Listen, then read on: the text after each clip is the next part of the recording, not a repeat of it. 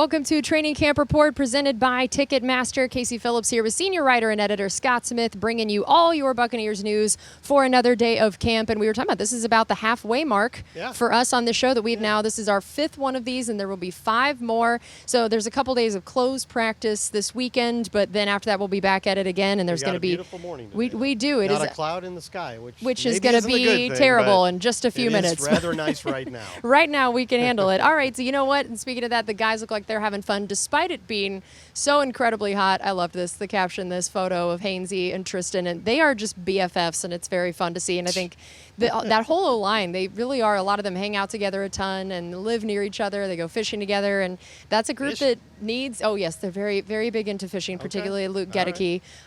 So yeah, I think that it's great to see that they have that kind of chemistry. Very important position for that, as we know. And you know what, we got a chance to hear a little bit from Baker Mayfield, especially now that we've had a few days in pads. A guy that cares a lot about the chemistry of those O-linemen in front of him, especially once pads are on, even though you better not touch the quarterback during training camp. But he did talk about how even though they're not getting hit really, pads do still change things.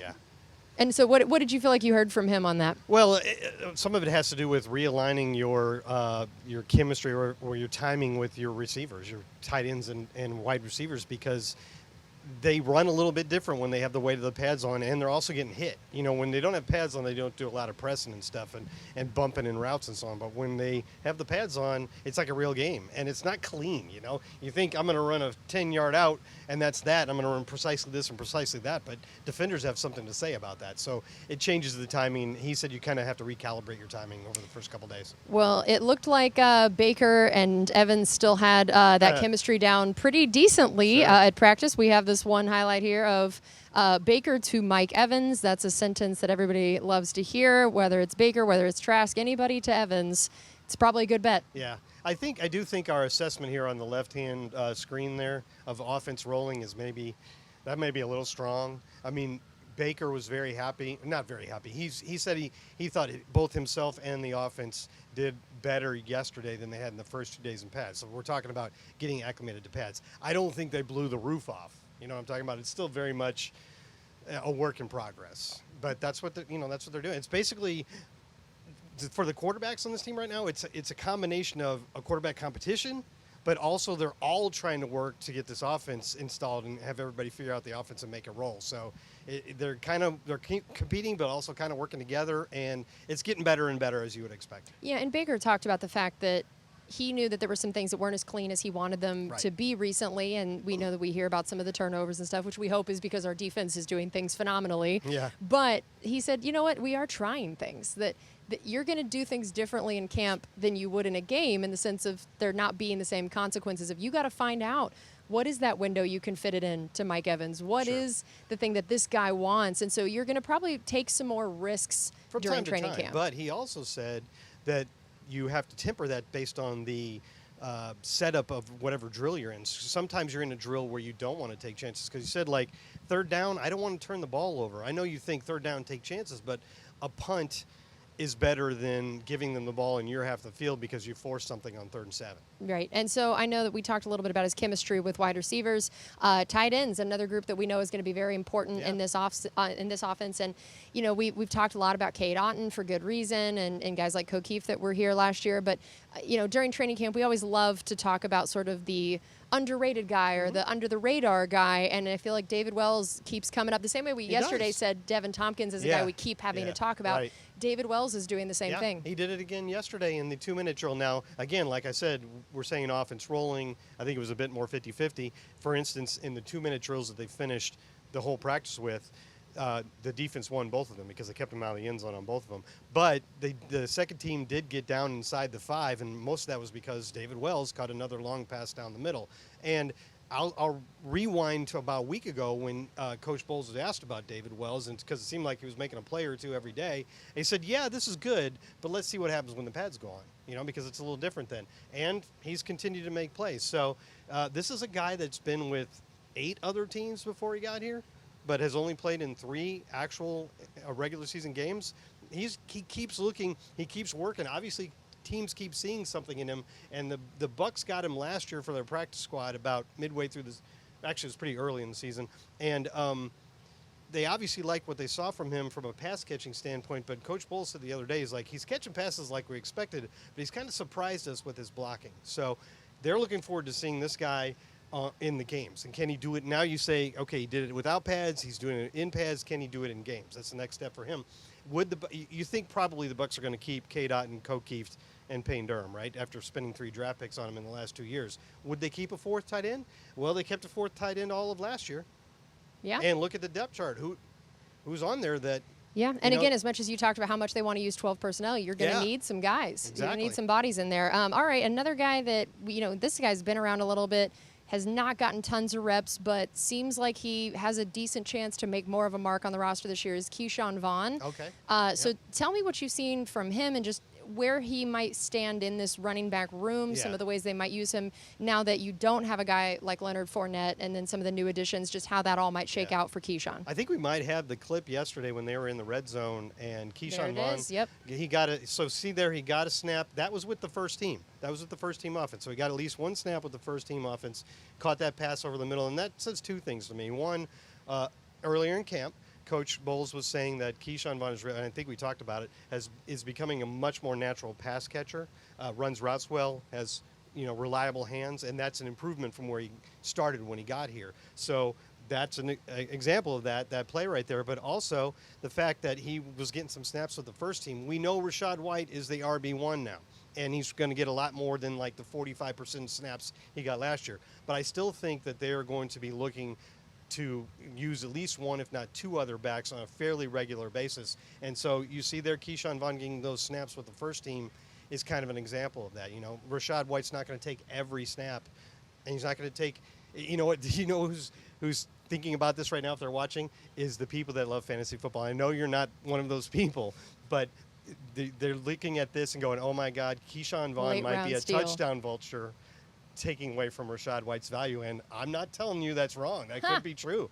He's a pretty stout guy. You can use him. They like his running between the tackles. Obviously, he just made a catch there in the red zone. So if you're a guy that's going to draft Rachaad White, which I do recommend, I think he's going to have a good year, you do kind of have to worry about him. That maybe hedge your bets a little bit there. Touchdown vulture. That's interesting. All right, like we do every day, we talk about some of these underrated guys or guys that are going to maybe try to make the roster, but then it's always good for us to go back to one of our stars, and that's what we're going to do right now, talking about Lavonte David. We have not talked about him a whole lot during camp so far, partially because it's like, he does. It's just Lavonte David. He does what Lavonte does. Lavonte David we know what he's doing. But Kate Otten talked about him, and I wanted to hear a little bit about your thoughts on that. We'll play the presser in a second, but just a little bit of your thoughts on Lavonte in this camp and some of the things that you've heard Cade talk about. I don't want to step on what we're going to hear Cade say, so I'm not going to quote it word for word, but it's safe to say that the tight ends, which is a very young group, right? Like the leaders of that group are all first and second year players. They're somewhat in awe of Mr. Lavonte David. And as one should be. And he, as you'll hear from Cade, is still really, really good at one particular aspect of football. All right, so let's roll that presser. Lavonte, just us in the tight ends room, we always just marvel at the way he moves and the way he's able to cover tight ends. And, he's just great to play against in practice because I don't think it gets any better out there as far as the linebacker position goes.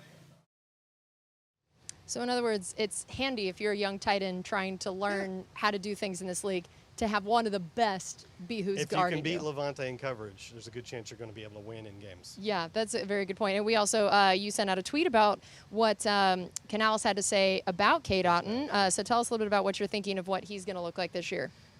Well, again, Dave Canales has spoken, and a lot of this has to do with where the Bucs are coming from. They've had a really good last 4 years of offense. They're in top 5 in a lot of categories over the last 4 years, but running is not one of them. The Bucs have been the worst team over the last 4 years running the ball. Last year was the worst rushing season in Buccaneers history, which is crazy to think about. But the offense was still pretty good for most of that time, right? Or really good for a lot of that time. But I know that this Dave and this staff wants to have a more balanced offense between the run and the pass. He talks about marrying the pass. You saw that tweet there. And Cade made a good point. He's like, when you talk about marrying the run and the pass, hey, that's us, the tight ends. We're the link between the two, right? I mean, some receivers get into blocking, a little bit, but for the most part, who catches passes but also is very important in blocking the running game, and that's the tight ends. And so there's going to be a lot of opportunities in this offense. We've already talked several times, so I won't rehash the numbers too much, but the difference between how much Seattle used their tight ends last year, which is where Dave Canales is coming from, and how much the Bucs did, I think you're going to see a lot of opportunities for these guys. And then I know we talked a little bit about Shaq earlier because he earlier this week he spoke, and it's been so great to see him back out there recovering from the injury and looking pretty good. And what do you feel like are some of the areas that we hope to see more of from him this year, and what we can expect still to this point, not knowing fully who he's going to be post-injury, but what they're hoping he could mean to this defense? He looks pretty good so far. Everybody's very optimistic about Shaq, and obviously what you want out of Shaq is what he was from 2019 to 21, which was the third leading sacker in the entire NFL, and just very consistently putting up those numbers. That's what you want. But it's also cool if you can get some other stuff. Like yesterday, he blocked 2 passes. One of them actually deflected, and Rachaad White still caught it. But still, he got his hands on 2 passes. And that's something that kind of we didn't have in our defense last year. You think about that. I know that coaches coached them at a certain point. If you feel a pass coming and you're blocked by your guy, just put your hands up.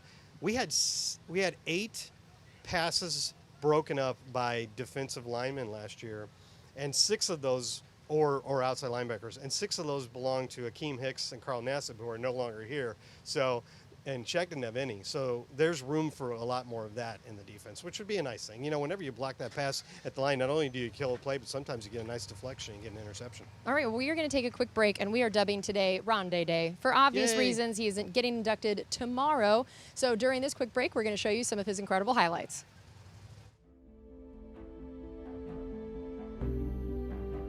First down goal from the 10. Come on, Bucs. 3:27 to go. McNabb dropping foot. It's intercepted at the 10 to the 20. He's gone coast to coast. Ronde Barber to the 50 to the 40. Barber to the 30. Nobody's going to touch him. Ronde Barber 10-5. Touchdown Tampa Bay. Hey, I'm going to San Diego. I'm a success story, but that success was because I really wanted to be successful. I feared failure more than I wanted success. Rondé was an unbelievable student of the game. I mean, from being in the room, studying his opponent, being in spot in places where he needed to be at certain times, he was the most accountable guy on the field. For me, with Rondé, it was just that quiet confidence that I can get this job done. I'm going to be very, very good. I'm not going to let anybody else define me. I'm going to define who I am. And that was something we always look for in players. Of all the players that I played here, his play in Philly is still my favorite play. I see you, Rondé. I said you got 7 in you, baby. You got 7 in you. Of all time. That's picked off. That's picked off. And who else? Ronde Barber. It all started somewhere, and that was with people, doubting me. We asked him to do a lot of things, and he just continued to work at it and get better. And he went about it in a quiet way.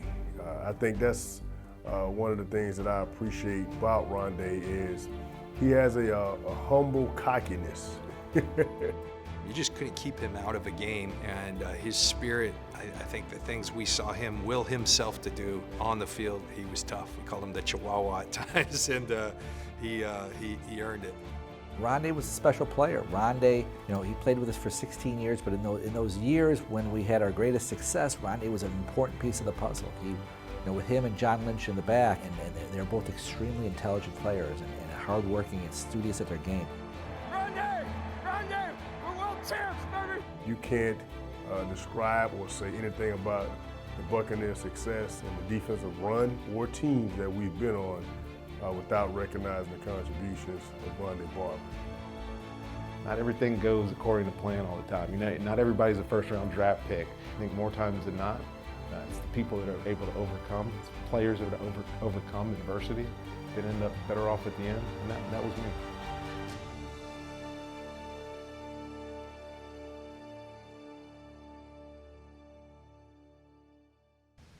Welcome back to Training Camp Report presented by Ticketmaster. Casey Phillips here with senior writer and editor Scott Smith, back for another day out here in paradise. at training camp.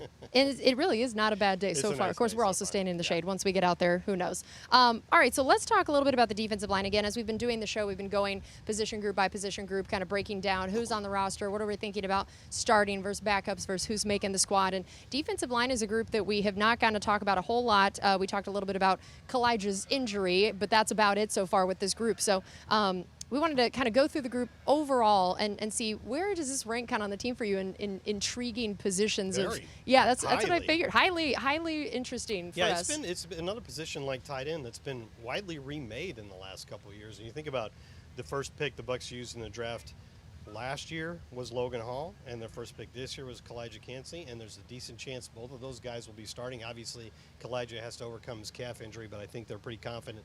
There's Calijah right there with the boot on. I think they're confident he'll be ready for well before the regular season. So there's a little bit more diversity there, I think. You got Vita Vea, who you drafted in 2018. We know what he is. He's phenomenal, huge, nimble for a guy his size, powerful, and he'll be sort of on the nose most of the time, I would think.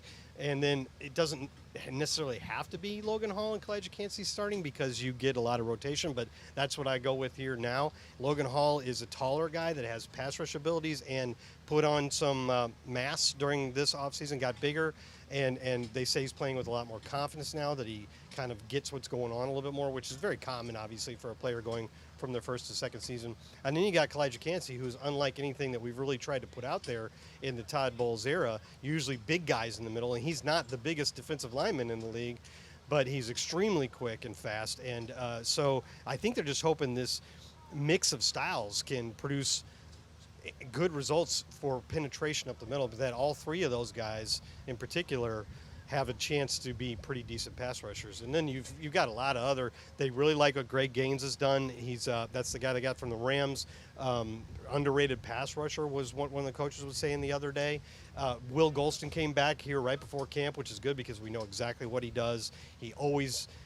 He's just the Mr. Reliable, especially stopping the run and setting the edge. And you got a lot of guys like Deidre Snott, for instance, that have been around here and have shown that they can handle snaps in that rotation and really deepen that rotation. So it's a very interesting group. And, you know, you got Mike Green and Patrick O'Connor, who apparently got bigger as well during the offseason. So there's a lot of intrigue here how that's all going to pan out. But I think what you do see is the depth is good. And that's good because you can weather the fact that one or two of these guys might miss some games due to injury. You know, if Will Golston isn't available, we have Greg Gaines, that kind of thing. Yeah. What do you see about how many they keep? This is always one of my favorite questions during camp because of how they all impact each other. If you keep one more here, one less here.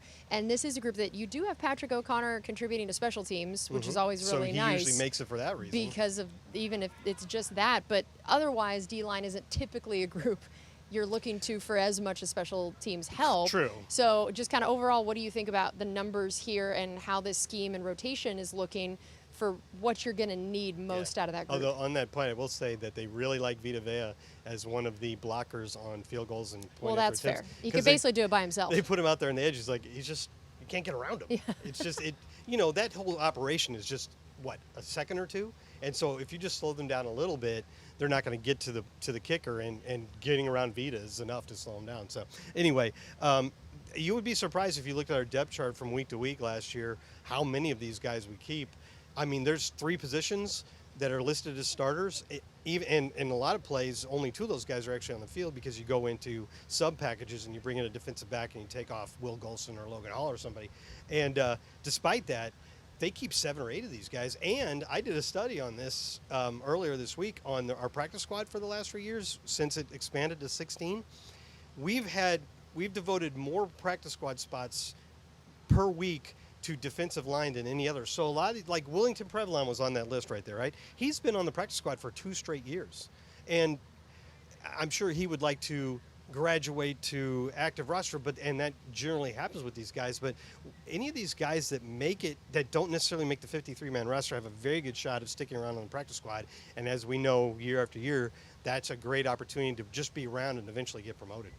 And then lastly, Vita, I would love to hear in your mind just the schemes this year and how the different people around him might affect the way they try to use him, try to help him get free more, or is he just going to take the brunt of it, help other guys get free? Yeah, I think I can understand that we would think that, and he does, and he has traditionally drawn a lot of double teams in the middle, which, so you're saying Vita Vea is the one that helps everybody else to get their pass rush, right? So he takes double teams, and you can't double team everybody else, and that should help the edge rushers a lot. But Coach Casey Rogers was saying the other day when he was talking to the media that they do a lot of things to scheme up ways to get Vita specific matchups, one-on-one matchups, and that for this defense to really work as well as it should, they really need Vita to take advantage of those moments when they successfully scheme him up against certain players or certain positions or certain gaps. And yeah, you got Kalijah Cansey, who we all have high hopes for. Logan Hall is a high draft pick, but Vita Vea is probably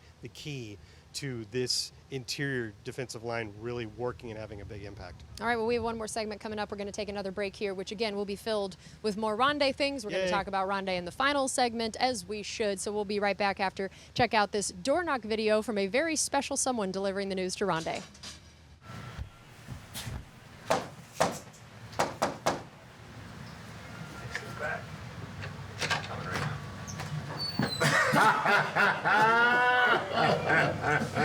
Oh, Brooksy. Oh,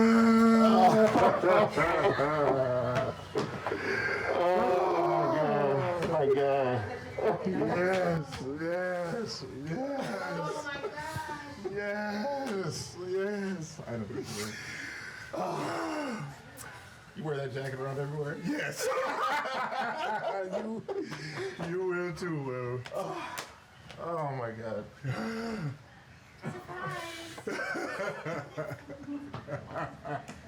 Derek, give me a line. Comes back out.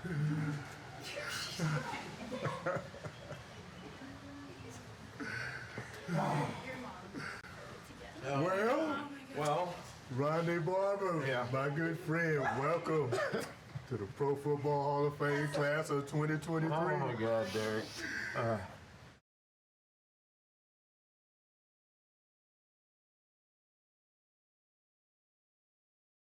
They take their place for the very first time with the Immortals they will officially join in the Hall this summer. First, Rondé Barber. He started every game for 13 consecutive seasons. The NFL's all-time sack leader for cornerbacks. He led the NFL with 10 interceptions in 2001, leading to the first of 3 All-Pro honors and first of 5 Pro Bowl invitations. Ladies and gentlemen, Rondé Barber. Congratulations, Rondé. What did it mean to get the knock from Derrick Brooks? Oh man, it's these guys are all going to say the same thing. It's special. Join this group. I'm number 363.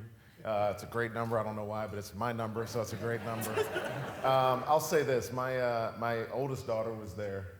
My mom was there. My youngest daughter was on FaceTime with my wife, and to see the sense of pride from them. They're crying.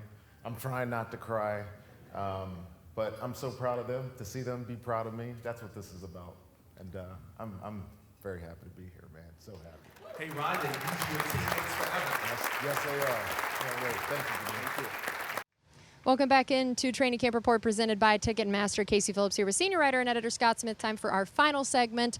And again, we just have to make it all about Rondé because tomorrow is the day at noon. He officially goes into the Hall of Fame, and everybody here, of course, is just so excited. We know he's so deserving. I mean, we've all been just banging the drums for this for years on end. I know you've written a million stories laying out all the reasons why. Right. And so now it is finally here. I didn't have to do any prep for this segment. Yeah. I got all the numbers. That's right what I was here. thinking, that we were going to go through some of his accomplishments, and you have no notes in front of you at all because you have written this story so many times. It's really gratifying. It was so gratifying for him to finally get in there because after writing all these things year after year, I was like, these numbers are ridiculous. You can't look at these numbers and not say he should be in the Hall.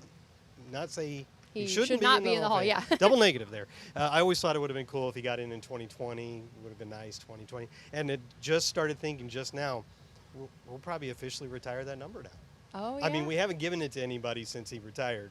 but it was unofficially kind of retired. But all the guys in the Hall of Fame have had their numbers officially retired, so he should be number 5, which would be really cool. Yeah. Anyway, you want some Ronde Barber numbers? Of course we do. Give them to us. Give us all the numbers.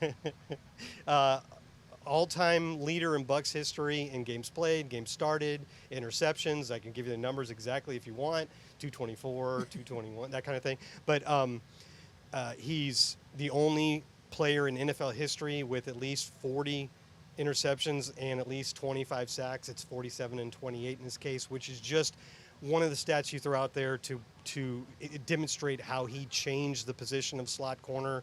As we all know at this point, he spent most of his career in a dual role, playing outside in base defense and then coming in the slot. And you and I both know, and everybody watching knows, how much more important the slot corners become. And he was the vanguard of that. I mean, he redefined what you can do out of that role, and now you want a guy that can be in that slot that isn't just good and quick and can cover all those quick routes underneath, but also is a great tackler, because they have to be good in run support if they're going to be up there close to the line of scrimmage, and good at blitzing. And you're looking for those guys now. You find one of those guys, they're gold now. But he was really the leader in all of that. And, I mean, the most consecutive starts for a cornerback in NFL history. I mean, it just goes on. And then one of my favorite numbers is 92, which is the distance of the pick 6 that sealed the 2002 NFC Championship game, shut down the vet, took the Bucs to their first Super Bowl.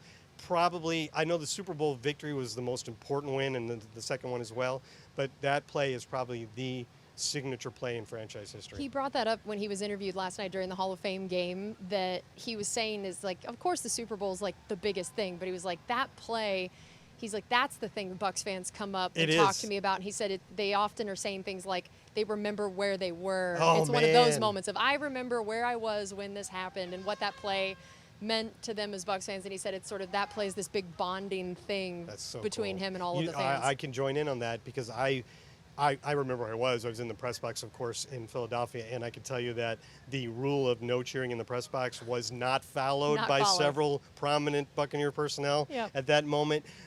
But what I remember really vividly is a little while after the game, Brian was gracious enough to give me an interview kind of in the tunnel outside the locker room, and I asked him to break down that play. And it's so cool, because earlier in that game, he got a sack out of that exact formation and where he was lined up. And so in this case, he baited Donovan McNabb, and he made it right up until the last second, made it look like he was going to blitz, and he knew what Donovan would do in reaction to that blitz. So he faked it and then dropped out at the last moment. Donovan didn't realize it, dropped back into coverage. Donovan threw it exactly where he expected. It was 2 steps back, 2 steps to the right, catches the ball out away from his body, right in front of the receiver, and he's gone. And it was just, it's not just being a great physical football player, it's being smart and knowing exactly what everyone is doing. If that isn't an advertisement for watching film to prepare for games, exactly, I don't know what is. All right, well, we also wanted to talk about what you think he's going to say in his speech. Well, I think you had an idea here, because you saw him talk on... I did, yeah. So last night during the Hall of Fame game, I thought it was really great. He was really bragging about Mike Tomlin's influence on him in his career, that he essentially was saying, you know, when he was, for anybody that doesn't know, when Mike Tomlin was the coach here with the Buccaneers, obviously now a coach with the Steelers, but he said it was both the intellect and knowledge on the game that he put on him, but more than that, it was even his belief in him. Which was big. And especially because Rondé kept over and over, this is the other thing I think he's going to talk about in his speech, he kept talking about how he is a story of perseverance and not having the fast start, not having the inevitable, this guy was always going to be a success, but persevering through obstacles and creating the longevity and the success when it wasn't inevitable at the beginning. And that he sounded like Mike Tomlin was a big reason for that. And he was saying that Tomlin was going to be able to come in for the festivities, which I thought was great. Being a head coach during training camp, took time out. He basically called him his best friend, which was great. And so I think he'll really talk about the role that he had here, which is, I'm sure, cool for anybody that's ever been a coach to think about. That's what you want to be, is the guy that when someone makes it, they look back and you're that coach that they point to. I like this a lot, because Rondé has talked a lot, and I've even had talked about it in interviews in the past, where he's like, people didn't think I was going to be anything special. I was a 3rd-round pick. I played in one game. I wasn't good as a rookie. Like, nobody expected a Hall of Fame career out of me. And he probably didn't even think so in his first couple of years. So to connect the dots there and see how that happened is cool. I would quibble. I'm not sure that Mike Tomlin is his best friend, because that's probably Tiki. And I would guess that part of Ronde's speech tomorrow will be talking about how Tiki Barber should be in the Hall of Fame. Yes. Which he really believes. And he's got some good numbers to back it up. Yeah, that would be great. And I know they've both joked about how at least the bust will look like. Yeah, exactly. Yeah, they're both in the Hall. They're both in the Hall. In a way. All right, well, we're also going to show you a quick clip from the Valspar tournament, which Ronde is very involved in, and they did a very special presentation once he was in. They knew he was going into the Hall of Fame, and I got to be there for that. It was very special. So here's a quick look at when they honored him at the Valspar. Well, I'm a little bit overwhelmed because there is a golfing day going on that I put on today, and we took time out to do this. I am not a selfish guy. I am definitely a guy that appreciates the people that got me here, ones that supported me, not only my teammates, but certainly my wife, Claudia.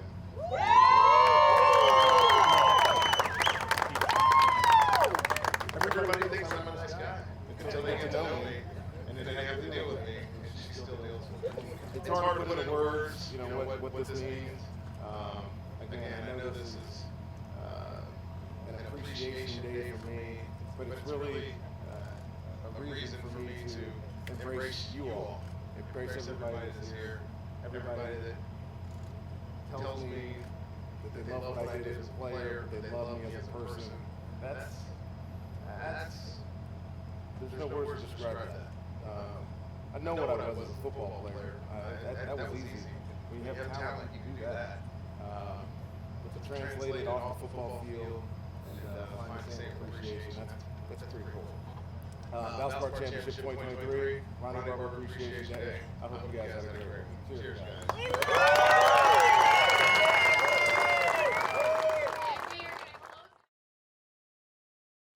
Just so happy for Ronde. And on a personal note, I mean, we both know what a great guy he is, which makes it even more fun to celebrate. And even for me, there have been times that all of a sudden on my shows, the football schedule changed. Suddenly I couldn't get a player there. We're scrambling and figuring out, and Ronde's been there to come on the show. He didn't have to do that. Yeah. He doesn't work for us anymore. Right. He didn't ask for anything in return. Just a guy that is still so willing to help, whether it's through the Valspar, other community initiatives, individual things like that. Just always a guy still willing to show up and help everyone, that did not let getting into the Hall of Fame turn him into somebody that has this ego or won't do. He's just such a great guy. Seconded.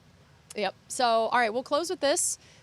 Who is next from the Buccaneers into the Hall of Fame? That's a good question, because we've had a nice little run here, right? We got some decent guys on we got Leroy Selman in the mid-90s, 95, I believe. And then since, I think, 2012, was that the year Sapp went in? Maybe 13? So in the last decade, we've got 4 more guys in. That's a nice little run.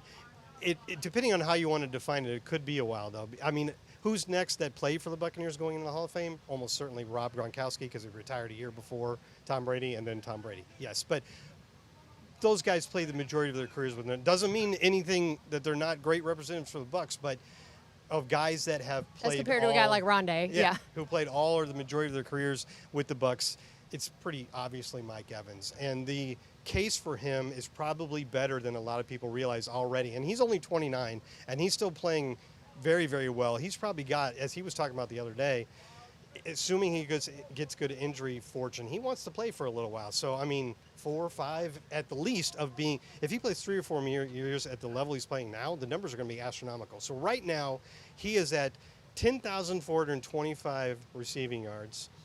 So over 10,000, not a lot of guys there. And he has 81 touchdown catches.